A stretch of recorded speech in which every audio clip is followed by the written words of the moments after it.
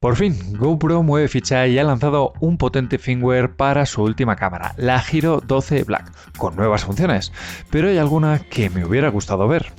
Disponible desde el 14 de diciembre del 23, sí, lo sé, voy un poco tarde. Ya podemos descargar el firmware V2.0 para la Hero 12 Black y para ello simplemente encendemos la cámara y nos vamos a nuestro smartphone, a la app de GoPro Quik. Comprueba antes de seguir que tienes la última versión de la aplicación, ya sea en el Google Play o en el App Store.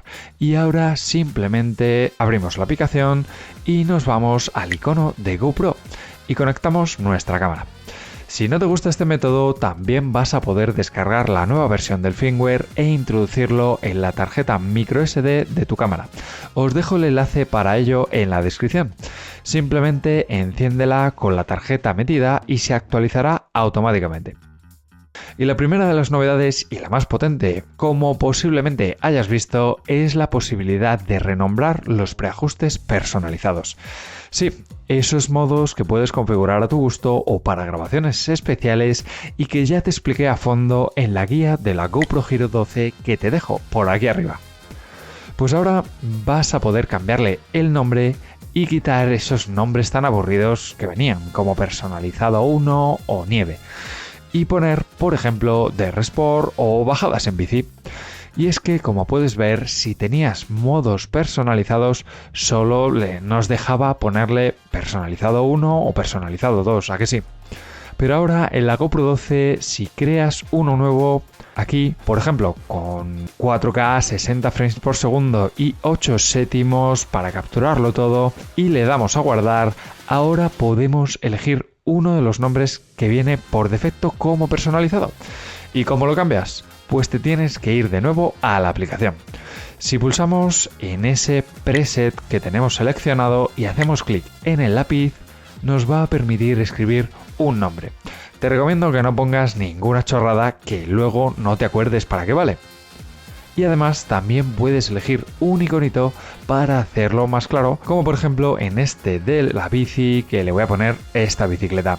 Si volvemos a la cámara, vemos en el listado el nombre que hemos elegido y el icono, y cuando lo seleccionamos también lo vas a poder ver en la pantalla frontal. Una función muy sencilla, la verdad, que ya tenía que haber venido en todas las cámaras de GoPro, que para los que grabamos mucho se va a volver indispensable, aunque debería poder hacerse sin necesidad de utilizar la aplicación de Quik, de la que tenéis una completa guía por aquí arriba y en la descripción también. Estoy convencido que seguramente vamos a ver esta modificación, esta mejora en las cámaras de la competencia muy pronto. La siguiente mejora tiene que ver con el modo del GP-Log de 10 bits, el cual ha sido mejorado con un amplio espacio de color, aunque creo que esta mejora solo va a afectar a los más profesionales.